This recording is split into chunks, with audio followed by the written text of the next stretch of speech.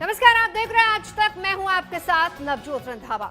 हाथरस में सच का पीछा करते करते एसआईटी की टीम गांव के 39 लोगों तक पहुंची है, जिनसे सवाल जवाब किए जाएंगे और बड़े खुलासे हो सकते हैं।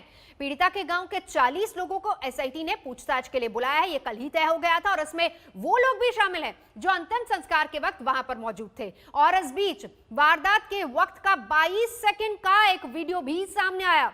वीडियो में घटनास्थल के पास 4 हंसियां पड़ी नजर आ रही हैं। पुलिस के मुताबिक घटना के वक्त वहां कुछ लोगों की मौजूदगी होने के सबूत मिले हैं। हाथरस कांड का एक चश्मदीद भी आज तक के कैमरे में कैद हुआ है। उसका दावा है कि वो वारदात के वक्त वहां मौजूद था। उसकी भी पूरी बातें हम आपको सुनवाएंगे आगे। तो हाथरस कांड पर एक और बड़ा खुलासा हुआ है। हाथरस कांड के एक चश्मदीद ने चौंकाने वाला बयान दिया। आज तक के खुफिया कैमरे पर खुद को चश्मदीद बताने वाले जयवीर नाम के शख्स ने 14 सितंबर की कहानी बताई है। उसका दावा है कि वो उस दिन वहीं मौके पर मौजूद था। अभी बताओ, आप तो मौके पे गए थे ना? हाँ, आपने क्या देखा? वो लड़की पड़ी है, हमने लड़की को वहाँ पड़े हुए देखा तो लड़की को हाँ मोटा कहते हैं, गाम आते थे वो मोटा कहते हैं। नाली है ना, आपने देखी वो नाली में पड़ी है और वो छोटू से गई है भाई माँ ने कि तू हमारे घर खबर करिए। छोटू कौन? वो जो खेत वाला लड़का है। अच्छा, तो छोटू घर साइकिल लेके माँ ने छोटू ने कहा कि मेरे घर खबर करो। आपके सामने बोला गया? हाँ, तो वो उठाया नहीं, उसकी मदद नहीं की उसको? मदद पानी मांगा लाया हुआ वो लोड़ा और लाए रे पानी उठाए रे, माँ बैठी है। कौन? वो लवकुश नाम का लड़का है, वो पानी लाया हुआ भर के मेरे सामने। तो जेल में है? जेल में वो पानी लेके आया पिलाने के लिए? पन्नी में वही मान की बेटा ये तड़प रही है, पानी लेके आया। किसकी माँ ने बोला? बाकी लवकुश की वो बराबर पे चारों काट रही है। लवकुश की माँ? लवकुश की माँ और लवकुश वो खिंच के गया, पानी लाया तो बात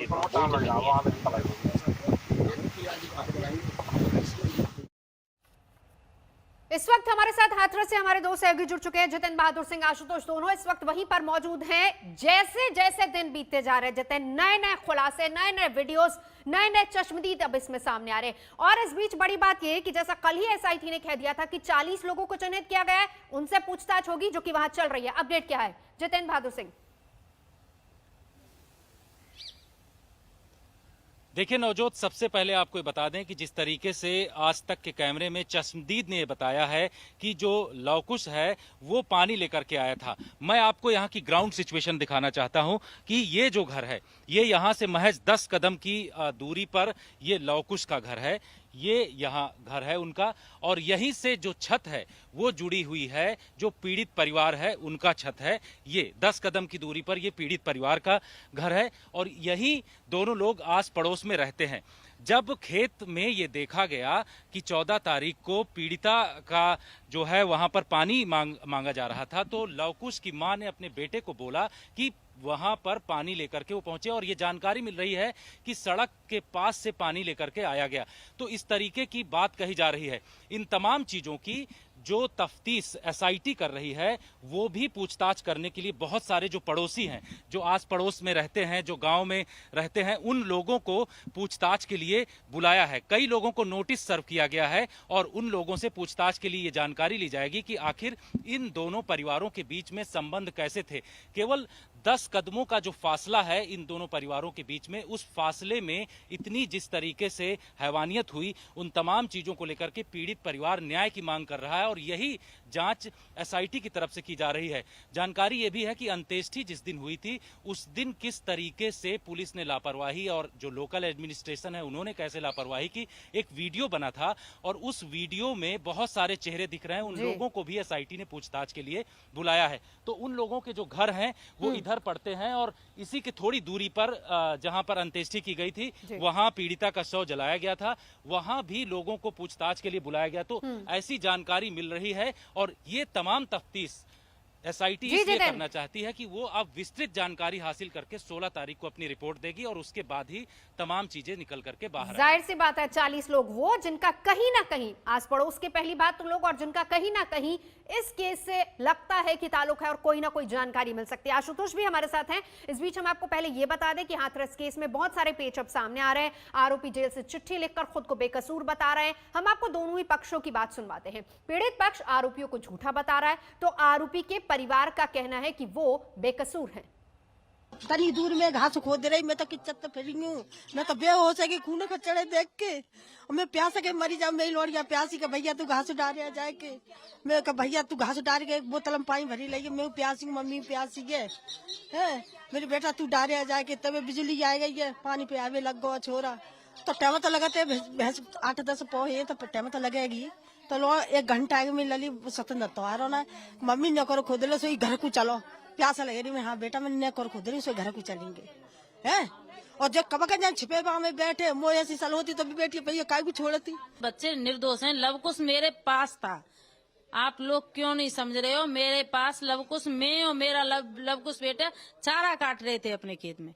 जिस वक्त पे हमने तो जब सुना है सब लोग भागे हैं, वहाँ पे हम पहुंचे अपने बेटे को लेके। मैंने अपने बेटे से बोला है बेटा जब तुम आ रही है पानी के लिए तो मैंने तू किसी से पानी लिया। मेरा बेटा सड़क पे गया है, वहाँ से पहुंचने लिया, उसने बरा से पानी लेके उसकी माँ के हाथ में दिया है, भाभी लो इसे पानी पिला दो बेटी को।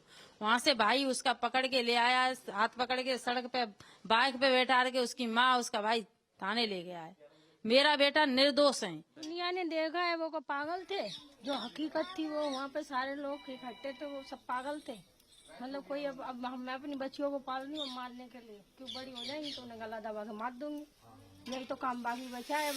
क्योंकि गरीब और कमजोर लोगों को एक ही काम है अभी। उनके 100 सवालों के एक जवाब है कि बॉडी जलाई क्यों, क्या चीज छुपाई है, क्या चीज छुपाई है। किसी भी सवाल के उनके को कोई जवाब नहीं है। इसे सब लोगों से बोल दो कि हम लोगों को ना एक जहर ला के दे दो, तो पूरे परिवार को मैं खाना में मिला के खवा दूं और सो जाएं सब चैन की नींद। इससे ज्यादा मैं कुछ नहीं कह सकती। तो मिलवे गयो है या ना गयो, कोई बात होती या ना होती, क्यों कि हमें ना हमने देखो और न हमें पता हो।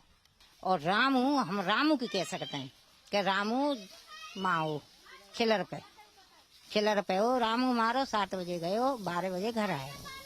हम अपन ही बता रहे, हमने कोई बाको वो ना देखो कि कब गो है या ना गो, बात होती फोन पे या ना होती, हमने ना देखो अपनी आंखों से। माँ ने लिखी है तो होती होंगी भैया, होती होंगी, हम ना कह सकते। जो चिट्ठी आई है माँ ने लिखी तो होती होंगी, पर लेकिन हमने ना देखो। जितेंद्र बहादुर सिंह और आशुतोष मिश्रा दोनों इस वक्त हमारे साथ जुड़े। जितेंद्र, बड़ी बात यह कि जांच जारी है, आरोप प्रत्यारोप का सिलसिला भी जारी है, लेकिन इस बीच पीड़ित परिवार का डर भी है, क्योंकि आपने दोनों परिवारों से बात की, क्या कुछ समझ में आता है? और इस बीच आप वहीं पर उसी गांव में मौजूद हैं, हमें दिखा रहे तस्वीरें किस तरीके से अगल बगल में सबके घर हैं, 40 लोगों से आज पूछताछ भी हो रही है।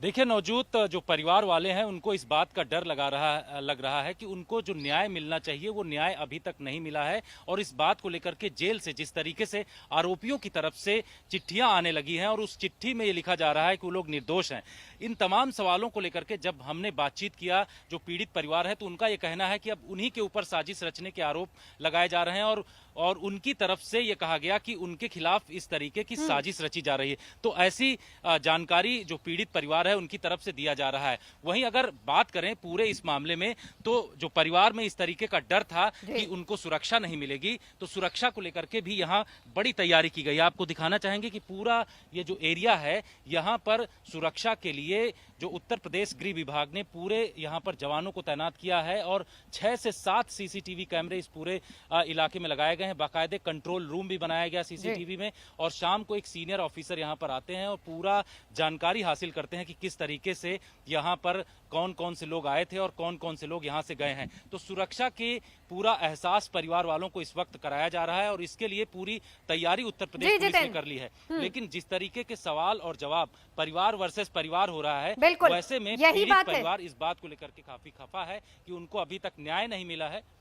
मैं यहीं से आगे आशुतोष, बात न्याय की हो रही है, कहा जा रहा है कि दोषियों को बख्शा नहीं जाएगा लेकिन निर्दोष फंसेंगे भी नहीं। अब न्याय किसके लिए, कौन कौन लोग वहां पर न्याय मांग रहे हैं? बात तो न्याय की हो रही है यहाँ पर।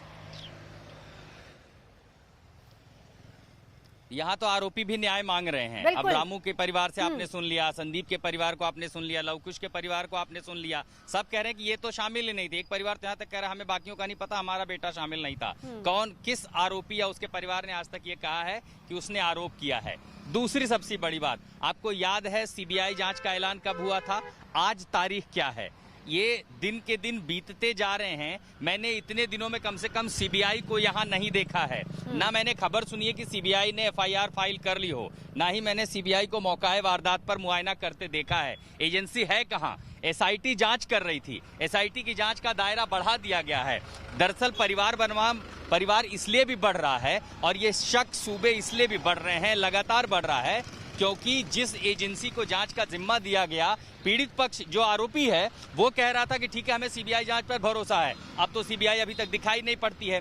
परिवार कह रहा था कि देखिए, न्यायिक जांच होनी चाहिए, वरना कुछ भी हो सकता है। जब हर पल हर मौके एक एक सबूत इस पूरी घटना में महत्वपूर्ण है, ऐसे में जांच में ढिलाई, अगर एसआईटी जांच ही होनी थी, एसआईटी जांच ने कार्रवाई करवा दी। अभी भी सवाल उठ रहा है कि बड़े प्रशासनिक अधिकारी क्यों नहीं। हालत इस कदर है कि आपने उनके घर पर सुरक्षा तो देख लिए, देखिए यहाँ बाहर भी, उसी गांव से महज कुछ दूरी पर, जहां से गांव का रास्ता शुरू होता है, बाकायदा यूपी पुलिस की एक पूरी कंपनी यहाँ जो है बैरिकेड लगा के पूरा रास्ता आपको रोकना भी नहीं कहेंगे, लेकिन दरअसल ये सुरक्षा के हिसाब से है। बाहर जाने वालों पर रोक है। 5 से ज्यादा लोग परिवार से मिलने नहीं जा सकते। संवेदना, सांत्वना के नाम पर हमने कितनी सियासत देख ली, लेकिन इस सियासत में जिस सबसे बड़ी जांच पर भरोसा है, वो जांच अभी तक शुरू क्यों नहीं हो रही है? और अगर वो जांच शुरू नहीं होती है तो फिर भरोसा कहां से लाएगा परिवार? जाहिर है हर किसी के लिए इंसाफ का तकाजा एक होता है। प्रिंसिपल ऑफ जस्टिस में आरोपियों को भी अपना पक्ष रखने की बात है और इसीलिए आज तक ने उनका पक्ष भी रखा, परिवार की बात सामने रखी, पीड़ित पक्ष को भी सामने रखा।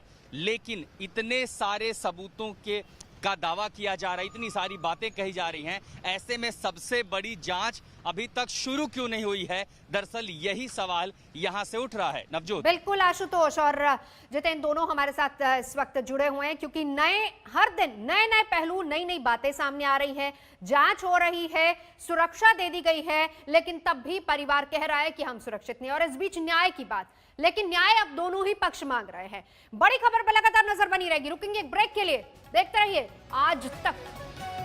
नमस्कार, मैं हूं अंजना ओम कश्यप। हमें उम्मीद है ये वीडियो आपको पसंद आया होगा। लेटेस्ट खबरों के लिए यूं ही देखते रहिए आज तक, और इस वीडियो के पसंद आने पर लाइक, शेयर एंड सब्सक्राइब करना ना भूलें।